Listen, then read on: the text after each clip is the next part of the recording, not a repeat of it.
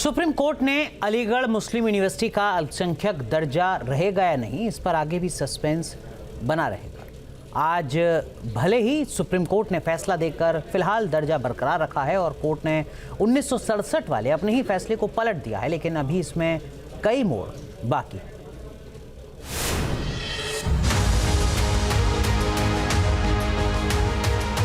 अलीगढ़ मुस्लिम university संविधान के अनुच्छेद 30 के तहत अल्पसंख्यक दर्जा पाने का हकदार है। एएमयू पर आए सुप्रीम कोर्ट के फैसले की सबसे अहम बात यही है। अल्पसंख्यक दर्जे मामले को लेकर बैठी 7 जजों की बेंच ने 4-3 से फैसला सुनाने के बाद अब इसे 3 जजों की नई बेंच के पास भेज दिया है। यानी नई बेंच के सामने मामला आने तक अलीगढ़ मुस्लिम यूनिवर्सिटी एक अल्पसंख्यक शिक्षण संस्थान के तौर पर ही गिना जाएगा। रिटायरमेंट से ठीक पहले सीजेआई जस्टिस चंद्रचूड़ ने एएमयू स्टेटस पर पैमाना सेट कर दिया।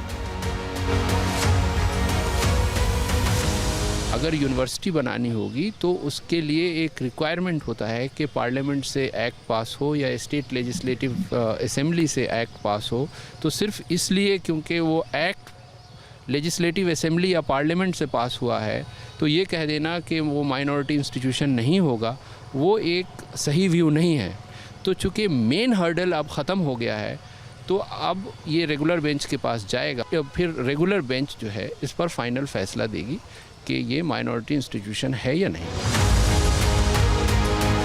एएमयू केस में पलटे कितने फैसले? सुप्रीम कोर्ट ने एएमयू के अल्पसंख्यक दर्जे का पैमाना सेट करने के लिए अपना ही फैसला पलटा और नई बेंच के पास मामले को भेजने का आदेश दिया।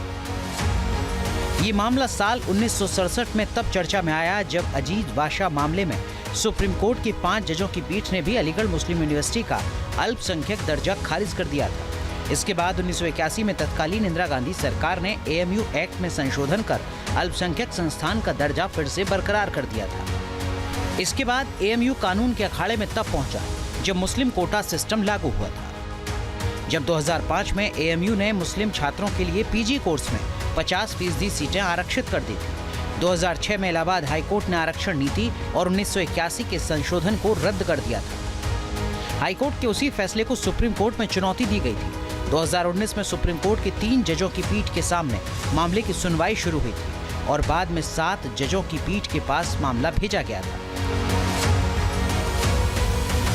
We will wait and we will discuss with our expert for the next course of action.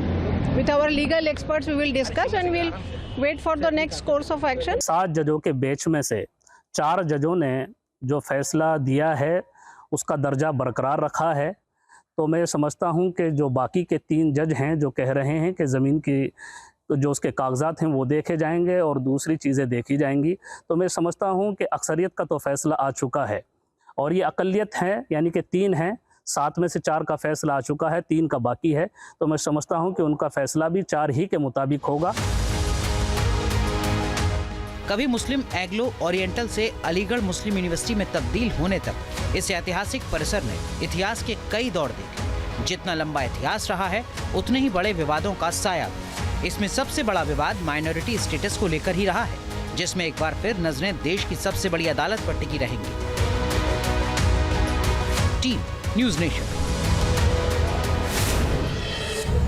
तो कभी दर्जा, तो कभी आरक्षण, तो कभी विवाद, किसी न किसी रूप में अलीगढ़ मुस्लिम यूनिवर्सिटी की चर्चा हमेशा से रही है। कैंपस में कई बार ऐसे विवाद भी हुए जिसने देश की राजनीति में तहलका मचा दिया। आइए आपको दिखाते हैं एएमयू से जुड़े विवाद, बड़े बड़े विवाद क्या क्या है। 2020 के पहले महीने में बड़ा विवाद तब हुआ था जब नागरिकता संशोधन बिल के विरोध में कैंपस के अंदर देश विरोधी भाषण देने का आरोप लगा था।